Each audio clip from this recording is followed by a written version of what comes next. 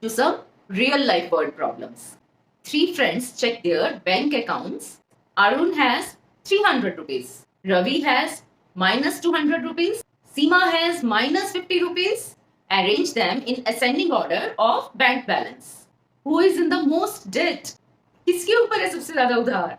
For ascending order, we go from smallest to biggest. Ravi has minus 200.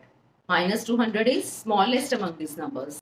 Next, Seema has minus 50. Then Arun 300. That means Ravi is in the most debt. His balance is the lowest. Next, a building has these floors.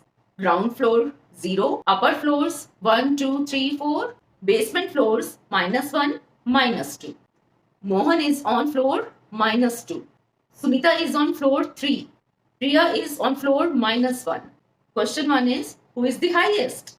Question 2 is, who is the lowest? Question 3 is, how many floors apart are Mohan and Sunita? Highest is Sunita on third floor, floor 3. Lowest is Mohan on floor -2. And floor aparts from -2 to 3. That means 5 floors. -2, -1, 0, 1, 2, 3. 5 floors.